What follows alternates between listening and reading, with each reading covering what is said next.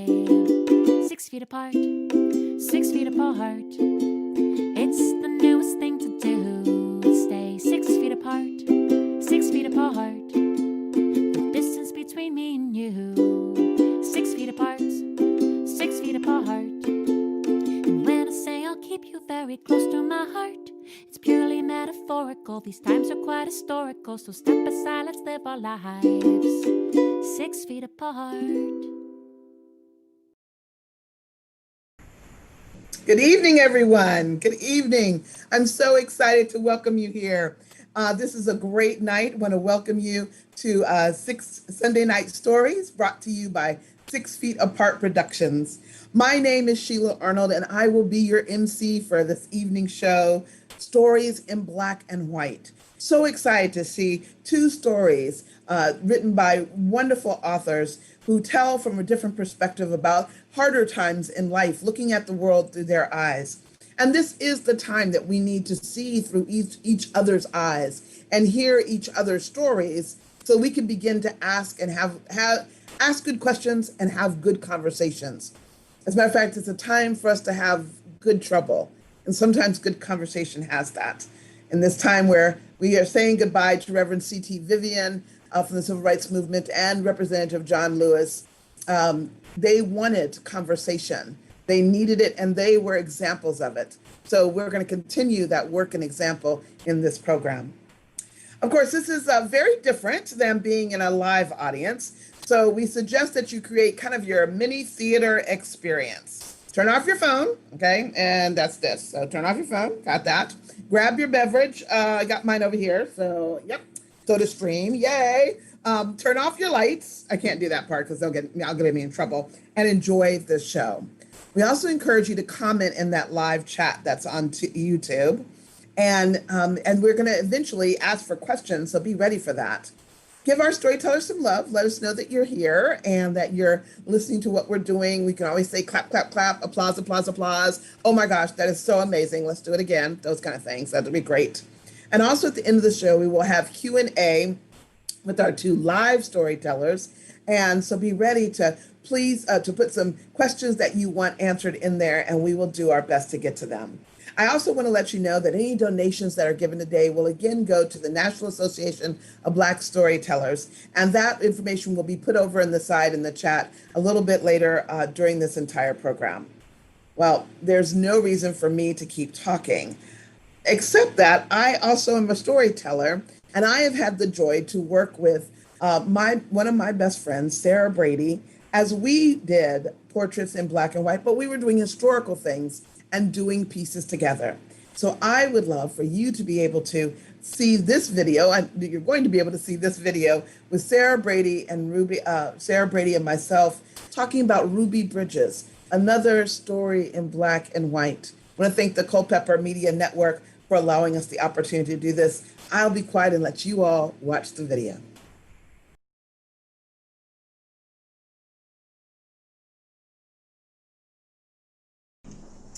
Ruby Bridges was born in Mississippi. Her parents lived there, and she was born in the year 1954. And oh, what a year 1954 was.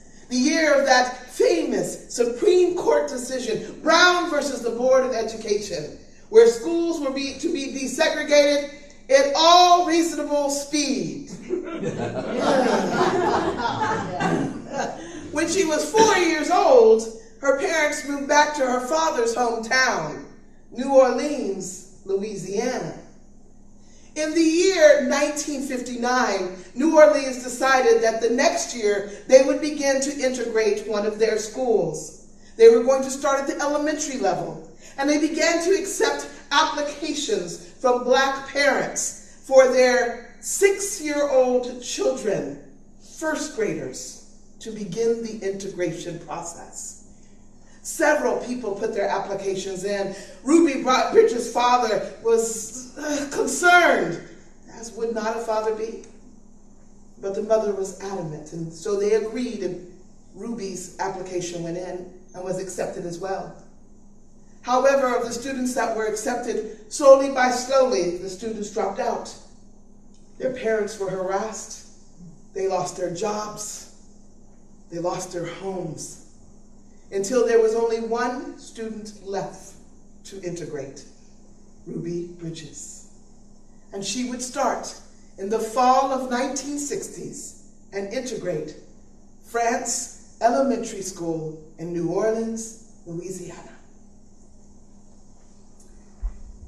Barbara Henry found herself a stranger in a strange land.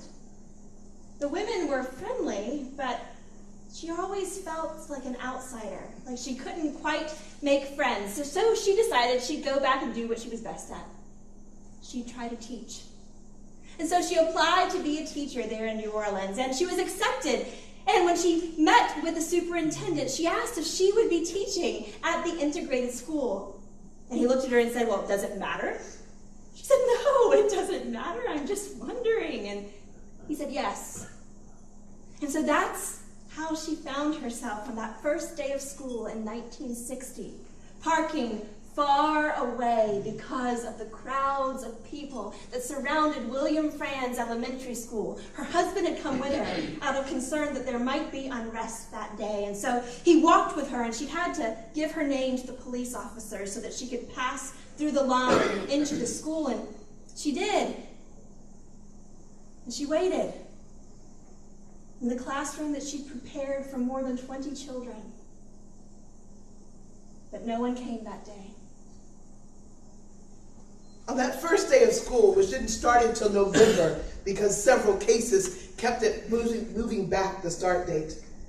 On that first day, Ruby got all dressed up and went with her mother to the school. They drive in. As they got closer to the school, Ruby saw all those people and she thought, "Ooh, yay, it's Mardi Gras!" But as she got closer, it was not Mardi Gras. As she was let out of the car, immediately she was surrounded by 4 large men, U.S. Marshals. And those U.S. Marshals walked beside that little girl, 6 years of age, and walked with her through the crowd to protect her. She walked on that day into the school, and she wanted to go to her class, but she had to go to the principal's office first, and there she sat. And she sat there that whole day. She did not get to go to class. School would have to start on another day. On the second day of school, Barbara Henry went back to school and went back to that classroom and waited. And then she heard a knock on the door. She went and opened it, and she saw 4 tall U.S. Marshals and one tiny little girl. Her hair was done perfectly, and she had on a perfectly pressed dress and little white bobby socks and black patent leather shoes. And she got down, her teacher did, on Ruby's level, because Ruby was looking down, and she said, "Hello, Ruby. So glad to meet you today.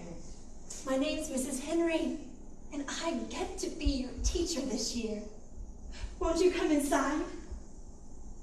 And Ruby came inside to the place where she would spend all day, every day, with Mrs. Henry. And they started their class, and some other students started their classes that day too, because there was a minister who took his 5-year-old daughter's hand and broke through that line of people. And when people tried to stop him, he said, "I just want the privilege and the honor of taking my daughter to school." And after he went through that line, others also went through. But Barbara Henry and Ruby Bridges spent that day and every day together. That day and every day was spent in Miss Henry's room. That's where Ruby learned everything. Miss Henry taught her reading and her writing, her math. She even did PE with her. They did jumping jacks and ran in place and push-ups. Every day they spent together. And Ruby liked seeing Miss Henry because Miss Henry's white face had a smile on it. and was kind, because every day Ruby had to walk through a sea of white faces that showed hate and screamed at her. One woman came to be there on a day and she had fashioned a small coffin and taken a baby doll and colored it black and said, "This gonna be you, child. This gonna be you." Another woman, seeing her said, "Don't you go in the cafeteria and eat nothing, else you're gonna get poisoned." Because of that reason, Ruby could not go to the cafeteria to eat with the other children. And that was the time that she would sit in the classroom by herself and she would eat her lunch. The only time Barbara Henry had to be with the other teachers was at lunchtime. It was the minute she had to see what other people were doing and to take time and gather herself for the rest of the day. But then she started noticing something. There were critters in her classroom. There were cockroaches and mice and the occasional rat running by. So she called the janitor and asked him to look into this situation. And after school that day, he took her back to a cabinet she had never opened. And he opened it and showed a stack of sandwiches. Ruby had been so lonely, eating lunch every day by herself, that she started stuffing her sandwiches in the cabinet, which had brought the animals. And Barbara Henry realized at that moment how selfish she had been. No child should have to eat lunch by themselves. And so the next day, after she walked out of the classroom for just a moment, she came back in. "Ruby, do you mind if I sit here and eat lunch with you?" "I'll just sit right here. Just right here. I have my lunch here. I have a sandwich. It's ham and cheese. Do you like ham and cheese?" "I have a bottle of milk. I think milk is a great thing to go with ham and cheese. And I have an orange. You have an orange too. Do you want me to peel it for you?" "Oh, yes, you're a big girl. I know. You can peel your own orange." "Oh, and I have, your mother sent these today. They're 2 snickerdoodle cookies. I love snickerdoodles. Would you like one?" "You're not supposed to eat in here with me. You're supposed to eat with the teachers." "But I'd like to eat with you, if you'll let me." "I like snickerdoodles." And so Barbara Henry and Ruby Bridges truly spent all day, every day together. Ruby was an excellent student and learned so well, and Barbara Henry was a wonderful teacher. But at the end of that school year, Barbara Henry's contract was not renewed. And so she and her husband moved away. Ruby was an excellent student. And the next year when she came back to Friends Elementary School, more Black students came with her. And it continued to be integrated. She went through her primary grades to middle school, to high school, graduated, went to college, even received her master's degree. She became a civil rights activist, as well as a mother and a wife. And one day, 35 years after the day she had gone to France Elementary School, she made a phone call. Dun, dun, dun, dun, dun, dun, dun, dun, dun. Ring, ring, ring, ring. Hello? Hi, may I speak to Mrs. Henry? Ruby! How did you know it was me? Oh, Ruby, I always knew I'd hear from you again. Thank you. Of course.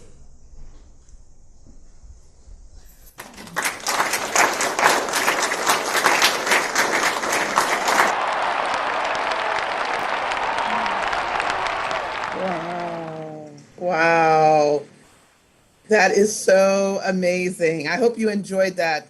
It was a delight to be able to see that again and to be reminded of the work that went into doing that, the story of Ruby Bridges.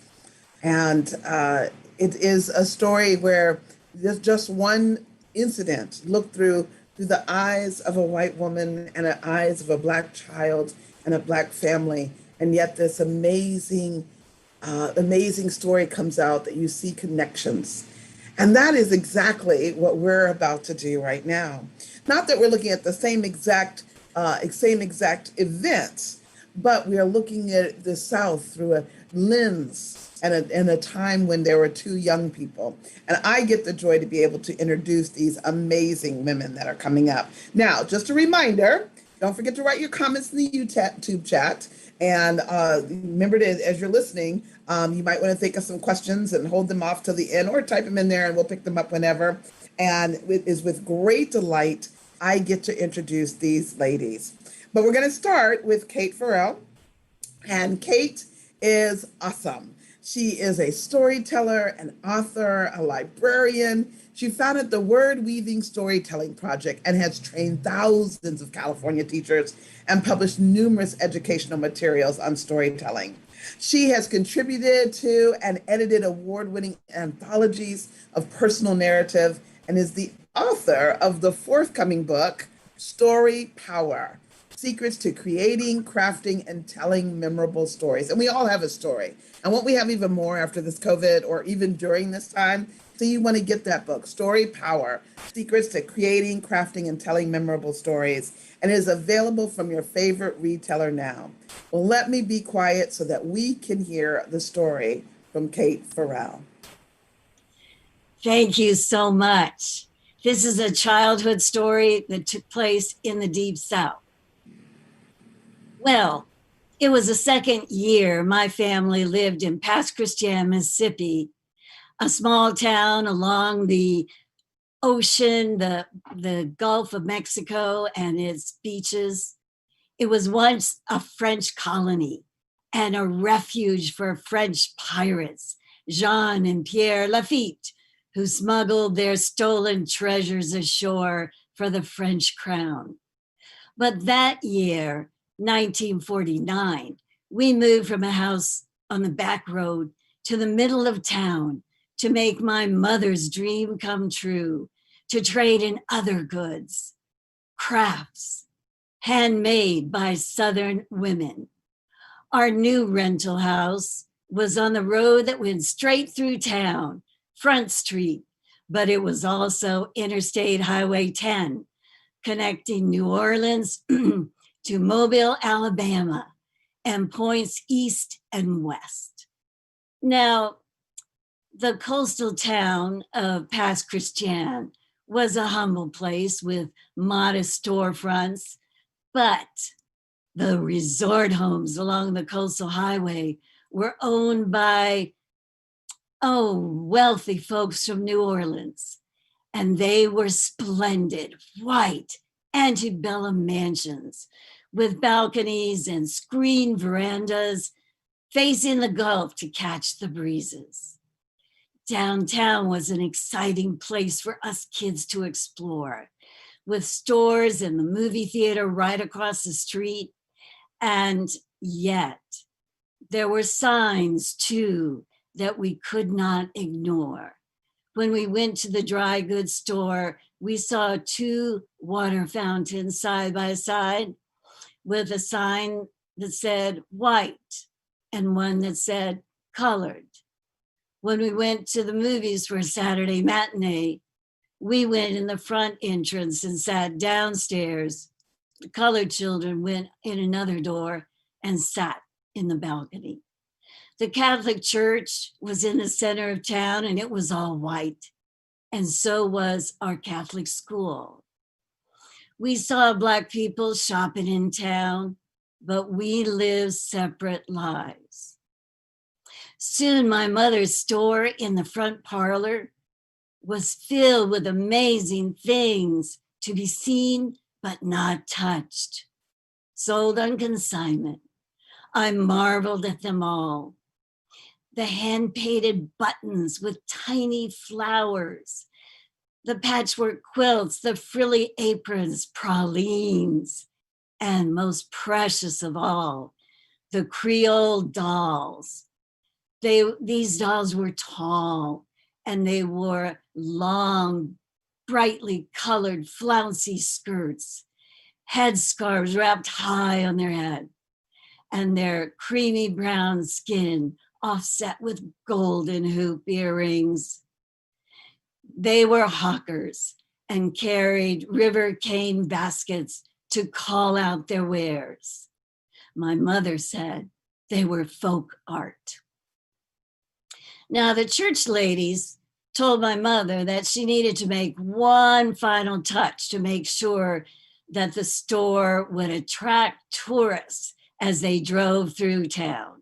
And so they started.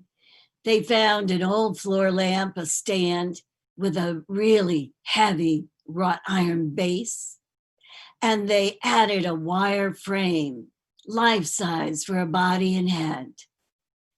They used rolls of cotton batting to wrap round and round to create a packed shape. And they sewed and fitted for days to make a red and white checked gingham dress floor length, a white bib apron, a face of black fabric, and hair covered with a red bandana that tied in the front. Slowly, she became the Southern Mammy, with her right arm extended in greeting and a place within her hand for a white handkerchief to wave in the wind. When the Mammy figure was done, we could wheel her out onto our front porch right by the sidewalk, and each day put a freshly laundered handkerchief in her hand to show the store was open. It was a place of pride for my mother and her friends, who were sure that it would attract customers and the store would succeed. Now, one day, while my mother was putting in a load of laundry into the washer and I was watching my toddler brother, the front doorbell jangled. "Oh, it's probably just someone who wants to look," my mother sighed. "Go see who it is, Katie." "Mama, you better come," I said, returning from the door. "There's a Negro man out there on the porch, says he wants to talk to you." "Very well, just watch your brother." I was too curious, and I told my brother he had to be very quiet as we slipped down the hallway to the front door to eavesdrop. "Miss Fisher, ma'am, I don't want to trouble you, but I come from my church people. I'm their minister, and they've asked me to talk to you about an important matter." "Yes, of course. What is it?" my mother asked, standing out on the porch with him. "Well, you see, it's the Mammy you have here," he said, pointing to the figure right next to him. My people feel that it's disrespectful to have the Mammy here on the porch. We aim higher than to be seen as a servant woman from a long ago time, long past. "Oh, no, my mother answered, upset. "Everyone loves the Mammy. She's part of the heritage of the South, beloved by everyone." "Well, it's how you look at it," the minister said. "Think about it. I come from my church people, and we don't like it. That's how we feel." "Well, thank you for telling me." My mother politely said goodbye and closed the door. Well, no sooner had the door closed than the bell jangled again. It was Mr. Bone, the man who ran the shoe shop across the street. "Miss Fisher, was that Negro man bothering you?" he asked. Not at all, my mother said, her chin high. Never you mind. I'll make sure he doesn't bother you again. And Mr. Bone turned on his heel. My mother closed the door. Looking afraid, she saw me standing in the hallway. I don't know, Katie. I just don't know. A few days later, the mammy disappeared while I was at school. My mother talked to the priest and the church ladies, and they said it would be best if the mammy found another home. Our porch mammy was gone, but the beautiful Creole dolls were still on display inside the store. I wondered, was it disrespectful to keep them? The next summer, 1950, the United States Congress voted to close the Merchant Marine base where my father worked. They told the townspeople that if the vote went that way, to listen for the bell. We were in the house and we heard it coming, clanging louder and louder, a bell mounted on the back of a pickup truck racing through town. We went outside. Oh no, my mother cried. They've closed the base. Her dream had ended. And when the sound of the bell faded down the highway going east, I knew we would soon be packing up and leaving town. These days, the old town of Pass Christian, Mississippi is no longer there. The antebellum mansions and even the pirate house of centuries ago have either been flattened or washed out to sea by hurricanes Camille and Katrina.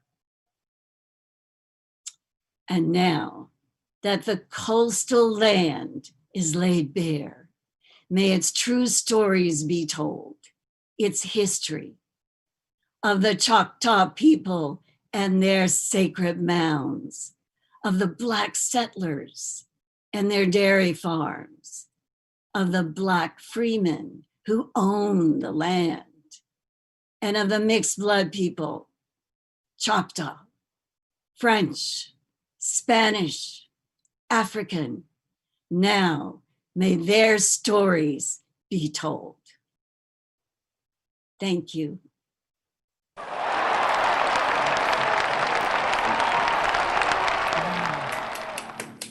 That was just excellent, Kate, and told so well. That's wonderful. I love that particular line. It's how you look at it. Isn't that the crux of so much? It's how you look at it. And when the bells ring and it's the final time, sometimes that's when we're able to see what was there before us when the bells ring. So, wonderful story. Thank you so much, Kate. Thank you. And now we get to hear from Cheryl J Bizet, and she is a Pushcart Prize nominated author who has been described as a talented multidisciplinary writer whose works artfully succeed in getting across deeper meanings about life and the politics of race and economics without breaking out of the narrative. She is based in Oakland, California, that diverse Bayside city that often serves as the backdrop for her always touching and frequently hilarious works. And I'm certain her work is just as hilarious as she is, because she just makes me laugh. Reviewers praised her first book, $1.05 Stories from a Baby Boomer's Ongoing Journey, calling it rich in vivid imagery and incredible. And her second book, All That and More's Wedding, a collection of fictional mystery crime short stories, was applauded for its imaginative color and likable characters that draw you into each story and leave you wanting more. In summer of 2019, Medusa's Laugh Press published her fictional story, Uncle Martin, in their Fragile anthology. And Moonshine Star Company Bradford Productions will publish 2 more of her short stories in 2020. She is a contributor to award-winning author Kate Farrell's book Story Power, a how-to guide on the art of storytelling, and her Betrayal on the Bayou, published in June 2020, is her first novel. I can't wait to get a hold of it, and I can't wait for you to hear Cheryl's story. Welcome her. Thank you, Sheila. I'm very happy to be here. I'm going to tell a story from my childhood as well. It's about dead chickens and Miss Ann. When I was little, I boarded a train in Richmond, California with my grandmother, Cora, and we were bound for Greenville, Texas, to visit her sister, Mary, and my Uncle George. While I was on the train, I had my 5th birthday. And I remember just running up and down the train cars and wearing my most favorite petticoated yellow polka dot dress and my white high shine Mary Jane shoes, and just having the best time on that train. And there was a door at one of the far ends of the train. And I decided, I'm 5, I'm going to be curious and look to see what's beyond that door. And just as I reached for the handle, I felt my grandmother's hand on my collar pulling me back. And she just looked down at me and she said very gruffly, "Cheryl, you cannot go into that car." I didn't know what that meant at the time, but I would learn. After it seemed like forever, was probably, I think, 3 days or 4 days, we finally got to Greenville, Texas. And I went to my Aunt Mary's house, and I was greeted by her and my Uncle George. And it was actually a little boy who lived next door who was about my age. And so I had an instant playmate. But I also was in awe of all of the land that I saw in the back of my Aunt Mary's house. And I thought to myself that it was just the biggest expanse I had ever seen. And what she had in the back were, first of all, you could see the chickens, they were the closest. And then beyond that, the cows, and then one horse that was way, way in the back. And I'm sure it wasn't that much land, but from a 5-year-old perspective, it was huge. My playmate next door and I ran around and played and put our footprints solidly in the dusty ground of Greenville, Texas. And we had a wonderful, wonderful time. My Aunt Mary went out into the back one evening to get a chicken for dinner. And I noticed that she wrung its neck. And one of the things she'd also done for me is she had put a stool in the kitchen so that I could stand on this stool and I could see what she was doing. And there was a big hot boiling pot of water sitting on the stove. And she took that chicken and she pushed it into that boiling hot water and all the feathers came off. And that's how I learned how to clean a chicken. And I thought, this is pretty cool. I think this Texas thing might work out after all. So then I went back outside and I played with my friend. And all of a sudden, we kept hearing this rumbling. And then we saw one piece of dust pass by, another clump of dirt get lifted, another a tumbleweed. And then we heard the roar. And we looked over and we saw the dust just coming in a big blanket. And we tried as hard as we could to get away from it. And we went up the stairs to my Aunt Mary's front door. By then the wind was blowing so hard. And the doors opened outward then at her house. We couldn't get into the house and she couldn't open the door to let us in. And so we ended up having to go under the house and finding refuge under the porch as the dust storm just enveloped us. By the time it passed, we were covered from head to toe, just coated with dust. It was so bad that my Aunt Mary put us both in a tub outside in the front, clothes and all, just to get the muck off of us. And that is just one of my most endearing memories of being in that house with my aunt. But one of the things that taught me a good lesson was the fact that I was still so curious about that chicken. I went out into the back one day and I proceeded to wring chickens' necks. I wring necks until I guess I killed about 10 of them. And they were just all around me. And my aunt finally caught me doing it and stopped me before I could do any more damage. But I had done quite a bit by then. And she wasn't mad at me. She didn't yell. She just looked at me and calmly said, okay, let's get the big pot of water. We're going to clean these chickens. And so I worked with her to clean and defeather 10 chickens. And during the time that I spent with my great Aunt Mary in Texas, I ate chicken. Don't look at me like that. I was only 5. But my Uncle George would try to help me every now and then, and he would eat a little bit of it. But I had every kind of chicken recipe you could think of. I had fried chicken, boiled chicken, baked chicken. Sometimes they would put it on a spit in the backyard and turn it for me. I had chicken and dumplings.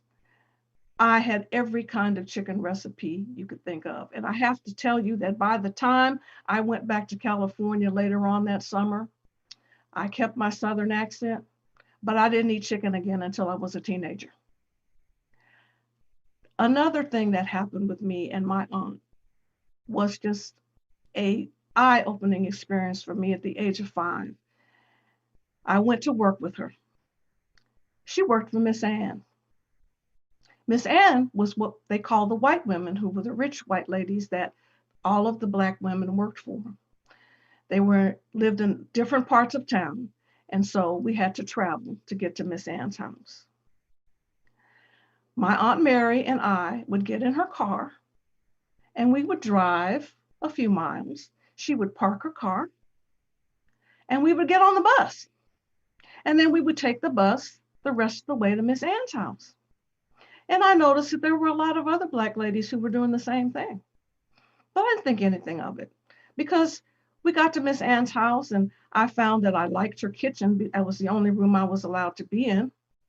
We went through the back door and into the kitchen, and she had this huge checkerboard floor, and I could play jacks and checkers and hopscotch and any number of games on that floor while my Aunt Mary worked. I never saw Miss Ann, but I could hear her voice every now and then. And I did get one little glimpse of her, well, the end of her trailing nightgown as she walked swiftly past the kitchen door. And oftentimes when we would get ready to leave, there would be a bag or a box of food sitting on the kitchen table, and also a bag of old clothing that Miss Ann would give to my aunt. We would dutifully pick up the bag of clothing, and we would pick up the food and walk out of the back door to the bus stop.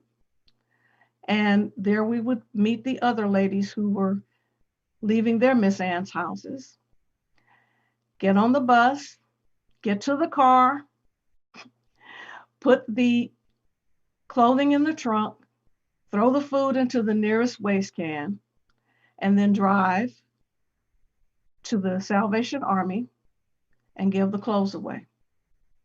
One day I asked my Aunt Mary, I said, why don't we just drive to Miss Ann's house?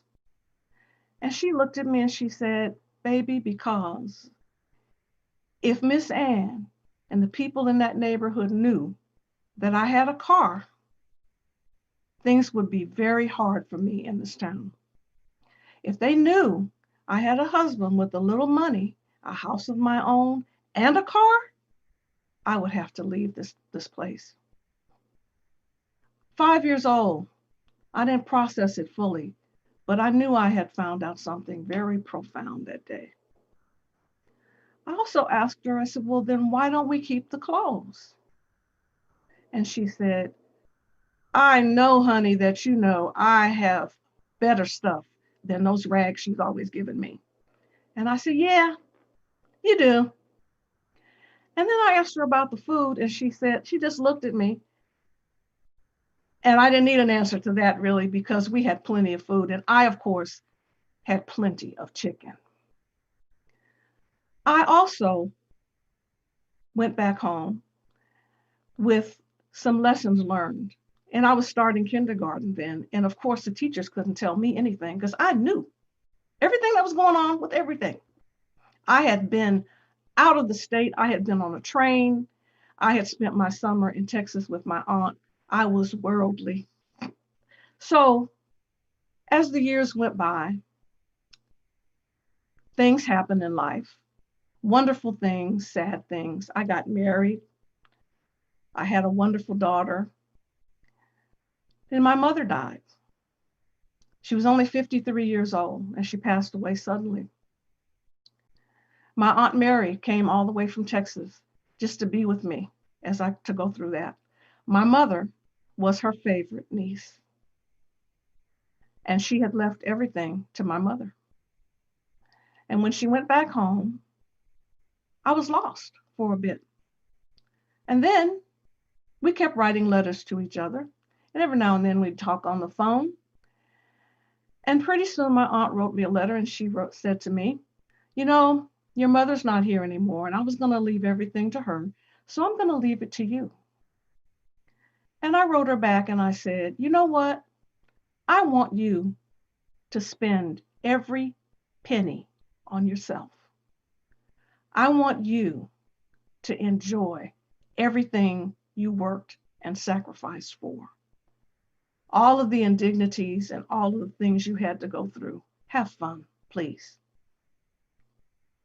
A couple of months later, I heard back from her. She wrote me a letter to tell me that she and her friends, some of the ladies, in fact, who had been at the bus stop with her, were getting ready to get on a bus that next week to go to New York City, what they were calling their spring fling. I was overjoyed to hear that. And then I imagined them in their fancy hats, dresses, and gloves, getting on that bus, being happy, not a one of them looking over their shoulder, worried about what Miss Ann or anybody else would think about what they were doing. And dead chickens and Miss Ann reduced to fodder for their stories along the way. Thank you.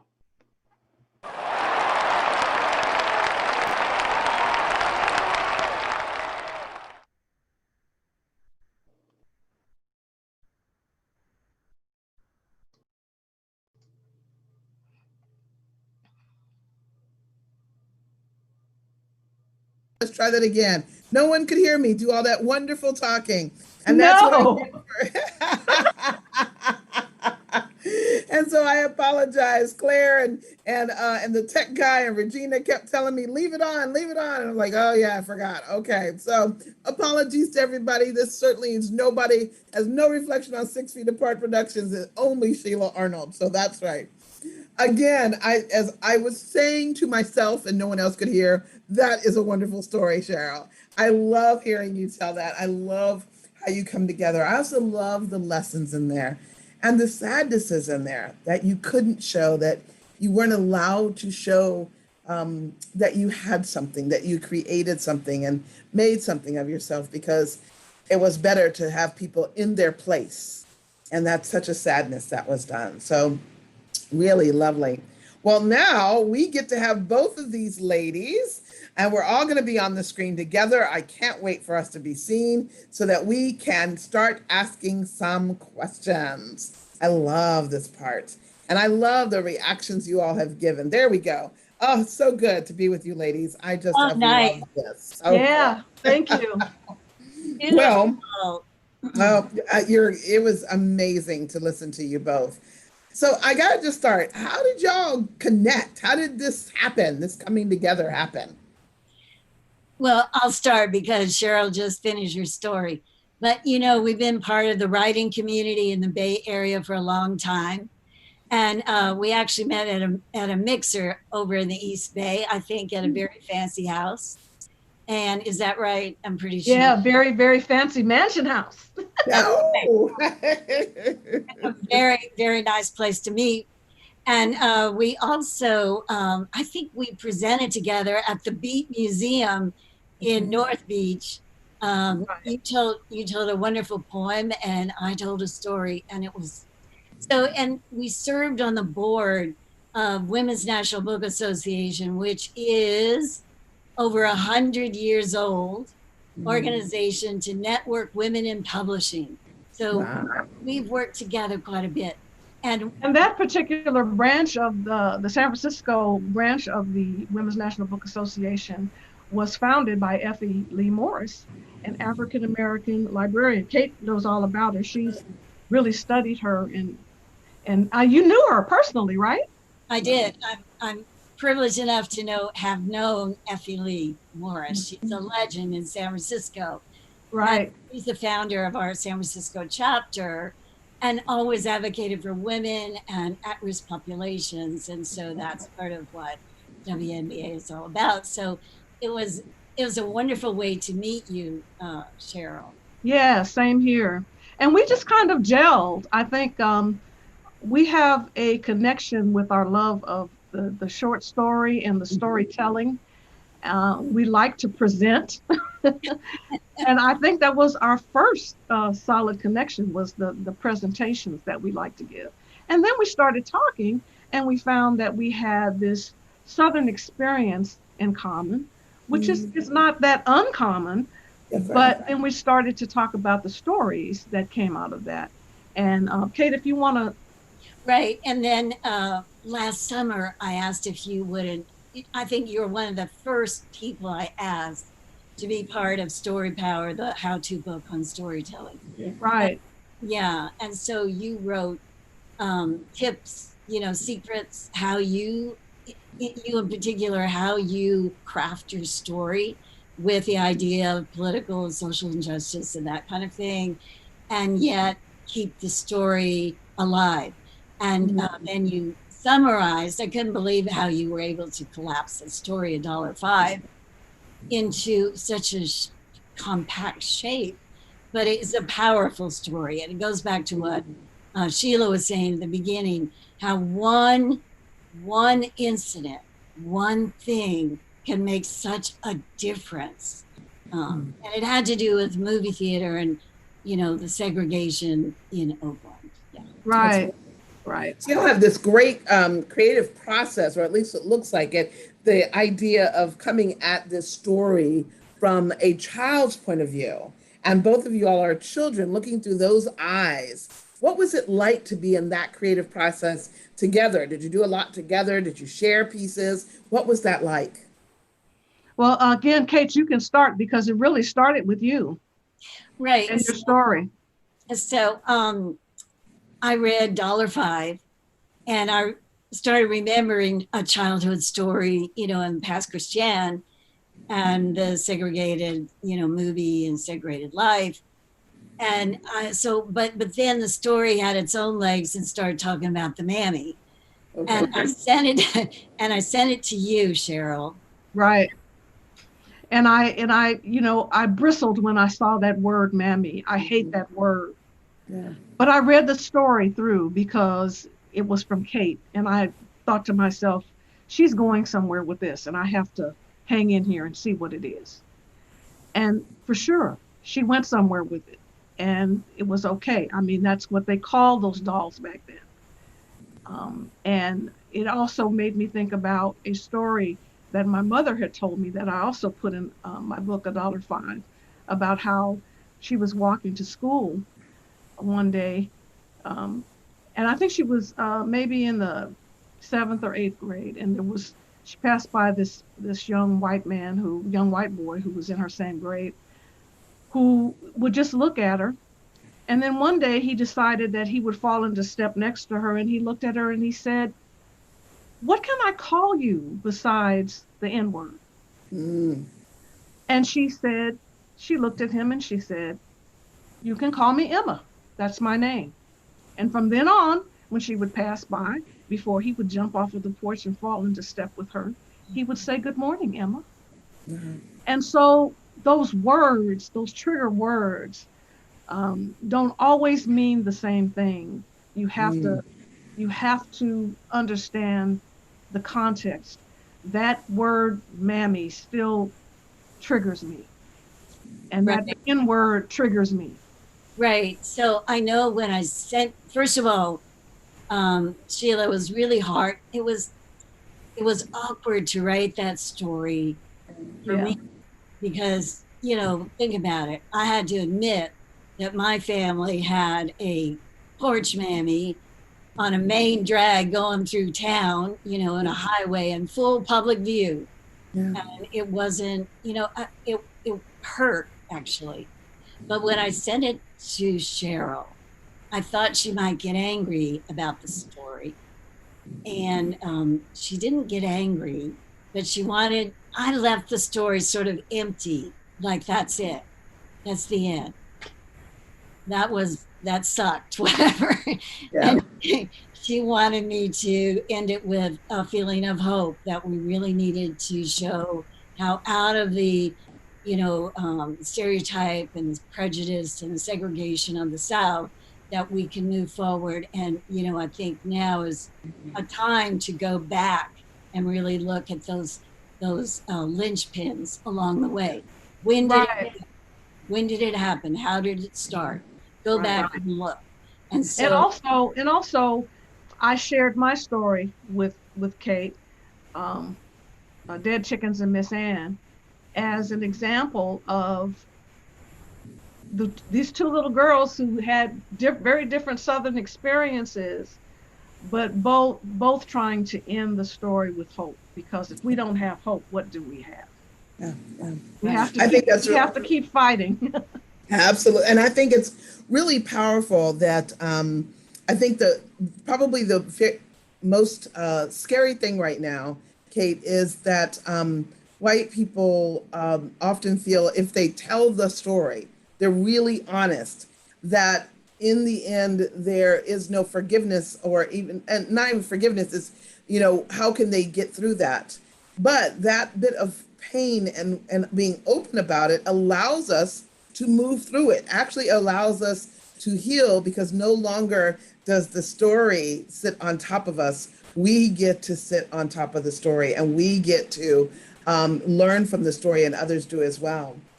In that same vein, in looking at how the stories depicted your respective childhoods, what connections do you think do you see at all right now with the current Black Lives Matter movement and with for whites who are trying to be allies? How do you see those stories? Kind of do you feel like they have any bearing on what's happening today?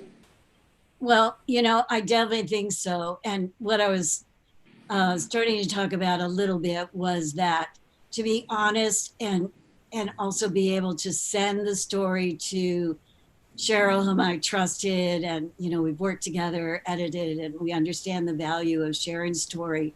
That she gave me permission Mm. to not only tell that story, but to tell it as a child. And what Yes. I was trying to do was tell it as an adult feeling guilty about being a child in that situation. And moving it to the child's perspective, trying to understand this world that didn't make sense. Um, my feeling of being a child in past Christian during Jim Crow was that the oppression really affected all of us. It was like we all lived in the town together, a small town, but we didn't. We were there, but we weren't there. I mean, it was just a mind warp or something, and it has an effect. So to see it as a child gave me a way to discover and understand the effect of it, and at the same time not feel so burdened. um, and also I think that it's very important to start to be honest and to tell those stories. I Yeah. think the part that was the hardest, I do remember watching the ladies make the mammy. And to me, that was the hardest part of the story, because I thought to myself, what audacity, what arrogance for them to create a being a person who is colored and put it on the porch, and to construct it, it just was mind-boggling to look back and see that they had done that.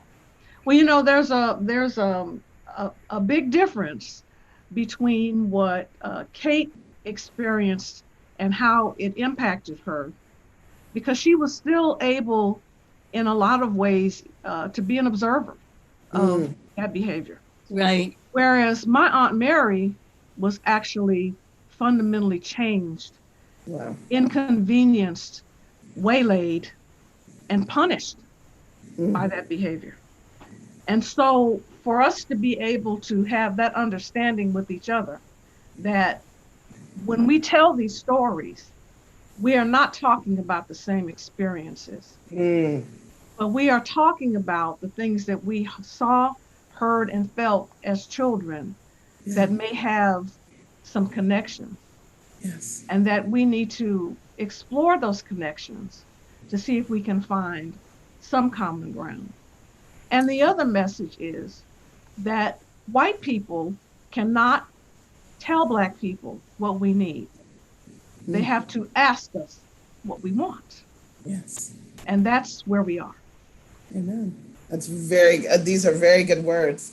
I think one of the things that is so amazing about the two of you all is that your relationship is the most important.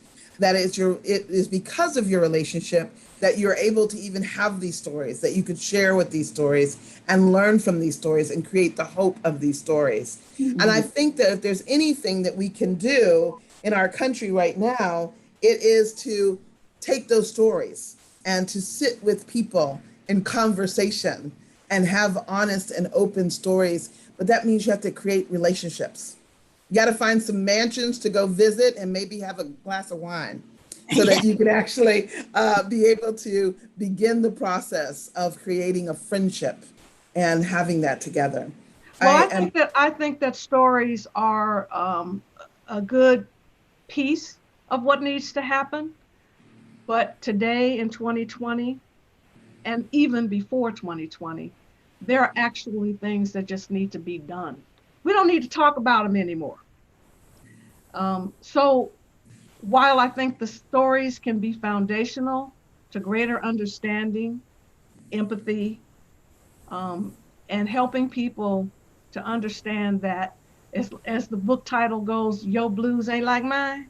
Yeah. And I agree with we need action and concrete change. The stories help to inform that. Right. And before the program ends, I think you're absolutely right. I think relationship is so important because it contains the conversation. Yes. It makes it Yes. safe. And if we're talking about things that meant a lot, that really dig deeper, then we're going to be able to say, okay, what's next? But I wanted to say another thing about the two of us, and that is we had twin books last month. We both had books released last month, and it was a kick. I loved reading Betrayal on the Bayou. It was another way of connecting with Cheryl and her scholarship and her brilliant writing. And then, of course, Story Power came out. But one of, Cheryl, going back to Betrayal on the Bayou, that goes all the way back to the Choctaw in Louisiana and the Creole community and the Black community. And how I honestly believe that if we can start connecting intersectionally, how did this begin, even within our own stories we told today? Look at these stereotypes that we were handed. Your Aunt Mary had to live in a stereotype. But when I think about my mother and her friends, they were working with stereotypes because they didn't know any better. Why didn't they know any better? Because there was no way they could socialize with Black women. They couldn't have a relationship that we can have now. They couldn't invite them for, a social or bingo game or anything, or even to church. So the segregation affected both of them and made both groups and made them, understand each other in very distorted ways. Yeah. So I really believe that the foundation is relationship. And, the feminist movement, when it got started, were those coffee, you know, clubs that would get together in women's homes and talk. There's so much that can be done that's with storytelling and sharing. And it's just a way of creating platforms and safe space and starting to start at the beginning and move forward. Amen. And it's, it's important for people to understand that the playing field is not level. We don't start from the same place. And, when you look at me and you look at the car that I drive, because I have a car, there's still the fact that there are a lot of things that are close to me that are open to you. And that's the way it still is in this country. And we need to work on changing that. And the only way we're going to be able to work on changing that is if people know, particularly white people know, that the differences still exist and we need to overcome them and erase them. Amen. Well, we have had some really good questions, and I hope that what we've been able to do in having a conversation is begin to help people to better understand what needs to happen next, so that we have action and that we have relationships, that we have stories that need to be told and need to be heard, and that we have next steps that we take. Right. But we have actually come to our end of our time as well. So I have to be able to, these ladies, they're like, oh, and I know that we have another question on here that was, I thought, quite interesting. And that was, at what age did you realize something? This is a one-word answer. So okay. At what age did you realize you were segregated, if that is the right word? At what age did you realize? And that's for both of you, because in segregation, it was for Blacks and whites. So what age do you think you remember you were segregated? When I was 5, and I couldn't go through that door on that train. Okay. And you understood that. Okay. I understood it a little bit afterwards, that we were in the black train car and I couldn't go in the other cars. Okay. And Kate? When we moved to Pass Christian, so I was 7. Wow. Okay. And I knew that, but we hadn't lived, so we weren't living in the South before then.